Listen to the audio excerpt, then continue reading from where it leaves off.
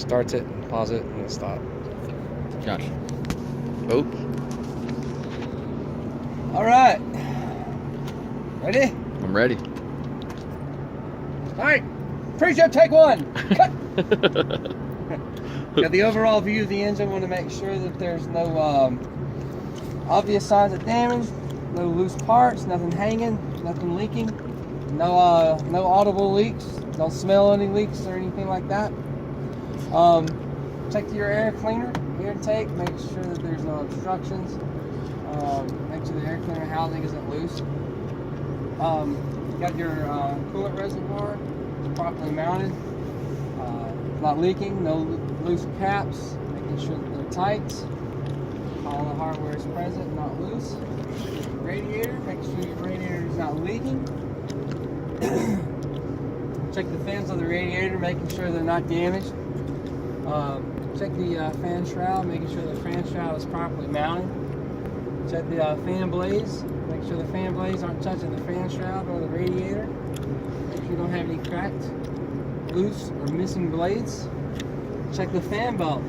Pull on the fan belt, making sure when you pull on the fan belt, you don't have any more than 3/4 inch of slack. When you pull it by hand, you want to make sure there's no cuts, no frays, make sure it's not dry rotted.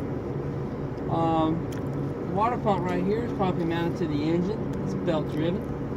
The belt on the water pump, no more than 3/4 inch of slack when you pull by hand. Make sure there's no signs of fraying, no dry rot, no cuts. I'm going to look at the lower radiator hose. Make sure that the hose is soft, there's no bulging, no leaks. Make sure the clamps are tight. Want to take your air condenser and your air condenser boot. Make sure the clamps are tight. Make sure there's no holes in the boot. There's no cuts, no signs of dry rot. And you got your oil check right here. It's checked before you arrive. Make sure it's between add and full. If it was low, we'd have it added here. Make sure the cap is tight.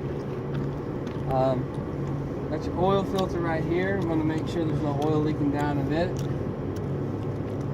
Check during the PM. Got your fuel water separator, making sure there's no signs of leaks. It's checked and changed during the PM. That's preventative maintenance that we routinely do. Check the airlines. Make sure the airlines are properly strapped. Make sure there's no cuts in the airlines, no audible leaks. Properly mounted to the governor. All the fittings are secure. The airlines go back to the air compressor and the air tanks. The air compressor is gear driven. It's mounted to the side of the engine. It's not leaking. It was checked before we arrived. If you'd like for me to check it, I will. Got your electrical lines right here. The electrical lines, make sure all the clamps are tight, no corrosion, no signs of bare wires, no signs of arcing. Also got your fuse box and your relays, making sure the electrical lines hook to the fuse box, don't have any bare wires, no signs of corrosion, make sure the clamps are tight. I have 6 spare fuses in the emergency box inside the cab. Got the hydraulic clutch reservoir, make sure the hydraulic fluid is between add and full, make sure the clamps are tight, make sure it's not leaking. Coming out of the firewall, I have my steering shaft. The steering shaft doesn't have any excess play when pulled by hand. Make sure the U-joints are in good condition. Making sure they're not loose when you move it. It's connected to the power steering gearbox. The power steering gearbox is properly mounted to the frame, no loose hardware, not leaking any hydraulic fluid, power steering fluid. Power steering fluid reservoir right here it's properly mounted, it's not leaking. It makes sure the power steering fluid is going to be added full. If it was low, we'd have it added here, making sure the caps are tight. The power steering fluid hoses aren't leaking, no signs of dry rot, not cramped, clamps are tight. Coming from the power steering pump. Power steering pump is underneath the engine, hidden from view. It was checked before we arrived, and we made sure that it was not leaking. Power steering spindle is coming out of the power steering gearbox. No rounded off teeth on it. The pivot arm, the hardware is tight. It's not loose. It's not bent or broken. Mounted to the drag link with the castle nut and key right here. Make sure the drag link isn't loose. It's connected to the steering knuckle with a castle nut and a key. Also on the steering knuckle we have the tie rod going to the other side. It's connected with a castle nut and key. I want to look at the frame. Make sure the frame doesn't have any illegal wheels, no illegal drill marks. It's not bent, broken, or twisted. Okay. The front spring hanger is properly mounted to the frame. The hardware isn't loose. It's mounted to my leaf spring. The leaf spring isn't bent, broken, or scissored. Properly mounted to the axle. I got 2 U-bolts, 4 nuts. Behind the U-bolts, I have the shock absorber, which is properly connected to the leaf spring and the frame. The shock absorber isn't leaking any oil. That would indicate the shock absorber is damaged. No loose or missing hardware. My rear leaf spring hanger is properly mounted to the frame. There's no loose or missing hardware. Again, you want to make sure that the leaf spring in the back isn't scissored. Make sure, look in the front, making sure it isn't scissored or bent or broken out of shape. The airline comes from my brake chamber.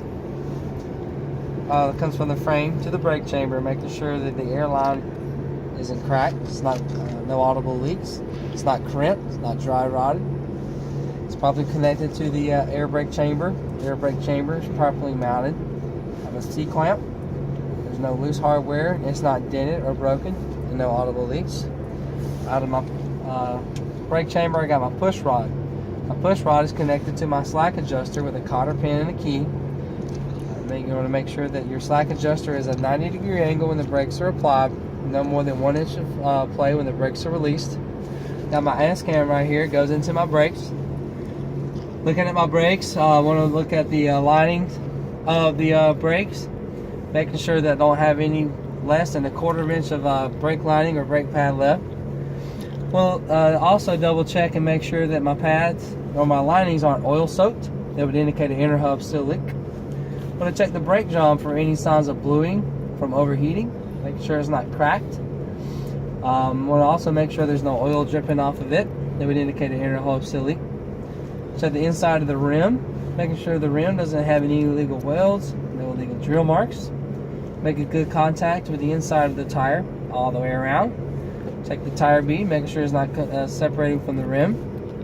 Check the inside of the tire, making sure there's no abrasions, bulges or bumps or cuts. Want to make sure that the tread's not separating. Check the top of the tread. Top of the tread is wearing evenly, no less than 4/32 of tread depth. These have to be a virgin or a brand new tire. I want to check the outside of the tire wall, make sure there's no abrasions, bumps, or cuts on it. Making good contact with the rim all the way around on the bead, making sure the bead's not separated. Check the rim, making sure the rim doesn't have any illegal welds or any drill marks. Check all my lug nuts, making sure they're not loose. If they were loose, I'd see rust trails. If they were over tightened, then I'd have spider cracking to indicate that they have been torqued down too much. I'm going to check my hub and make sure there's no leaks. Check my hub oiler, making sure that my hub oil is between add and full. And if it was low, I'd have it added here. I'm going to make sure that the PSI on these tires are at 100 PSI. It was checked before we arrived. I can check them now if you like.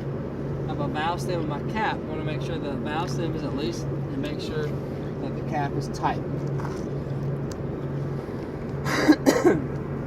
I have a hit the sticker, making sure that it's in date right here. I want to check items on the other side that aren't over here. Over here, I want to check and double check my windshield wiper blade, my wiper arm, making sure that the blade isn't dry rotted, making good contact with the windshield. I have my air intake from my coming from my air cleaner. Make sure the caps are tight, no holes in it.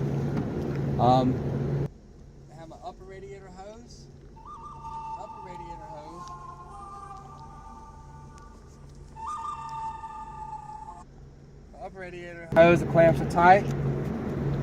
The hose isn't bulging. It's not dry rotted. It's not leaking. Going into the engine. I have my AC compressor. It's properly mounted to the side of the engine. Check my belt, making sure my AC belt doesn't have any more than 3/4 of an inch of slack when pulled by hand. Make sure there's no cuts, no fraying, no dry rot.